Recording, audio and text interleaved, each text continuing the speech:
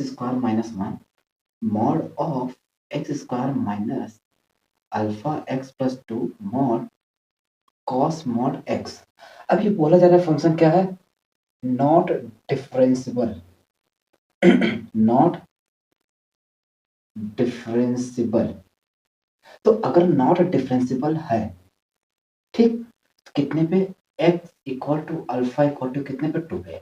तो एक बार पहले हम चेक कर लेते हैं कॉस का। तो कॉस का मैंने ग्राफ पढ़ा रखा हूँ, ठीक। तो अगर मैं यहाँ पर कॉस मॉड x का ग्राफ करूँ तो पहले कॉस का ग्राफ देख लो। कॉस का ग्राफ कुछ ऐसे चलता है, ये तो चलता है। अब अगर मॉड लगा तो बस क्या करना है, इसी एक्स एक्सिस के क्या करना है, जो इधर बना इसी के करना है मिरर इमेज। एक चीज बता दो, क्या इसके अंदर कोई भी ऐसा तुम्हें कॉर्नर सॉफ्ट कॉर्नर दिख रहा है? नहीं। तो कहने मतलब ये हर एक पॉइंट पे क्या है? डिफरेंशिएबल। मतलब ये चाहे जो भी पॉइंट लो, हर एक पॉइंट पे क्या होगा? डिफरेंशिएबल। इतनी बात समझ में आ गया, ठीक। अब देखो अगर ये डिफरेंशिएबल है तो पूरा का पूरा फंक्शन क्या है? Non differentiable. तो कहने का मतलब अगर ये हमारा डिफरेंशिएबल हो गया तो कौन नॉट डिफरेंशिएबल? ये वाला क्या होगा? Not differentiable. क्यों? ऐसा बता दो। अच्छा ये बताओ, अगर तुमसे पूछा जाए मॉड एक्स का ग्राफ, तो मॉड एक्स का ग्राफ क्या बनता है? ऐसे बनाते हो क्या? ऐसे तो बनाते हो। तो देखो यहाँ पर क्या फंक्शन कंटीन्यूअस है, लेकिन एक क्या आ गया? Sharp corner. क्या आ गया? Sharp corner. सेम ऐसे जब इसका तुम बनाओगे ना तो बनेगा क्या? अब इसमें अल्फा का तो वैल्यू हमको दिया गया नहीं, लेकिन बोला गया है कि फंक्शन क्या है? Not differentiable. तो अगर ये डिफरेंशिएबल है तो कौन सा होगा कि ऐसे पूरी इक्वेशन को नॉट डिफरेंशिएबल कर रहा है? यही एक ऐसा है, क्योंकि ये भी क्या होगा? डिफरेंशिएबल ही होगा, ठीक। तो कौन होगा? क्यों एक ऐसा पॉइंट यही है जो क्या कर रहा है? नॉट डिफरेंशिएबल, जिसकी वजह से पूरी की पूरी फंक्शन क्या हो जा रहा है? Not differentiable. तो मैं इसको क्या करता हूँ, x square minus alpha x plus 2 को क्या कर दे रहा हूँ? 0 के जस्ट बराबर। तो यहाँ पर मुझे क्या दिया गया है? अल्फा की वैल्यू कितना है? 2 और एक्स इक्वल टू कितना है? 2। अगर ये हमारा क्वाड्रेटिक इक्वेशन है, अब बोला गया है कि ये एक्स क्या 2 पे इसको क्या कर रहा है?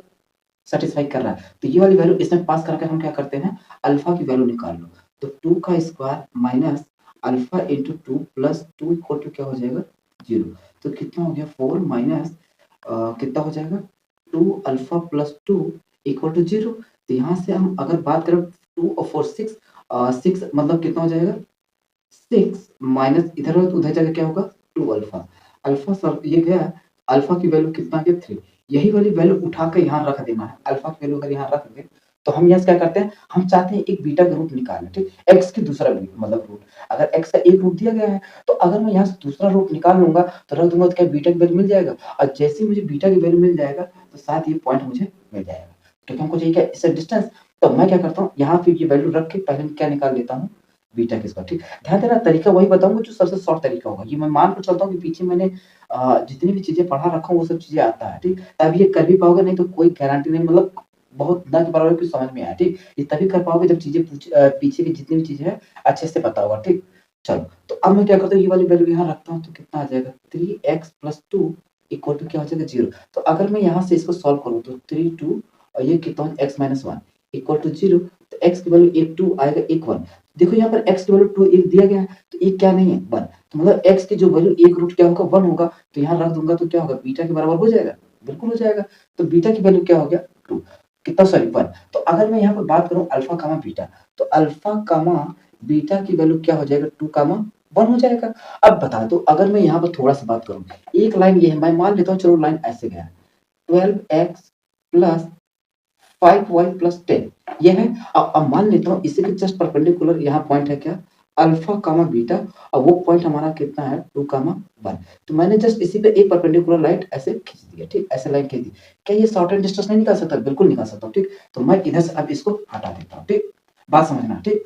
तो अगर मैं यहाँ पर डिस्टेंस वाला फार्मूला लगाऊंगा तो क्या हो जाएगा? मॉड ऑफ लाइन्स का पास करना, पॉइंट ये पास करना, ठीक। तो अब मैं ये नहीं कहूँगा कि पहले एक बार इक्वेशन लिखूंगा फिर वो बताऊंगा, नहीं। मैंने हमेशा से बोला हूँ कि जब ये जीएमएस का पेपर जैसे तुम्हारे पास में आएगा तो मैं वो सब तरीके से सॉल्व बताऊंगा जिससे तुम्हारे कम से कम टाइम में क्वेश्चन को सॉल्व हो सके, ठीक। तो चलो अब सीधा अगर मैं यहाँ डायरेक्ट पॉइंट पास करूंगा तो कितना हो जाएगा? 2 × 12 5 × 1 + 10 अपॉन यहाँ पर हो जाएगा क्या?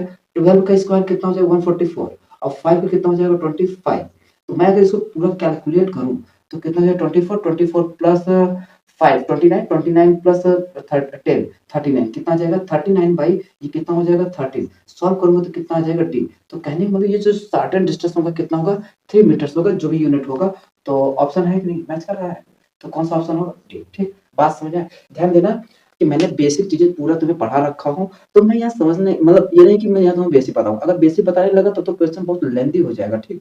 जो क्वेश्चन तुम्हें 2 मिनट में करना है, अगर मैं बेसिक से बताने लगूँ तो वही क्वेश्चन 8 मिनट लग जाएगा क्वेश्चन को सॉल्व करने में, ठीक? तो देखो अगर तुम्हें बेसिक क्वेश्चन समझना है ना, तो मैंने वो शॉर्ट्स में तुम्हें पूरा जितना भी स्टेट बोर्ड के जितने भी क्वेश्चन है ना, वो बहुत ही बेसिक तरीके से बताया हूँ। अगर तुम उसको सब सीख लेते हो ना, तो गारंटी के साथ कह रहा हूँ ये तो क्वेश्चन सब तुम्हारे बाएँ हाथ का खेल है, गारंटी के साथ बता रहा हूँ, ठीक? लेकिन जब वो सब क्वेश्चन देखे रहोगे, जानते रहोगे कैसे क्वेश्चन को सॉल्व करना है, अगर वो सब सीख गए, तो मैं बता रहा हूँ ये सब क्वेश्चन बहुत दम नहीं है, बाएँ हाथ का खेल होगा। लेकिन अभी तुम्हें लग रहा होगा टफ क्यों? क्योंकि तुमने पीवाईक्यू तो लगाया ही नहीं है। लगाया हो तो इधर-उधर के मॉड्यूल, इधर-उधर के क्वेश्चन, जो तुमने इधर-उधर का लगाया होगा तो कहाँ से कर पाओगे?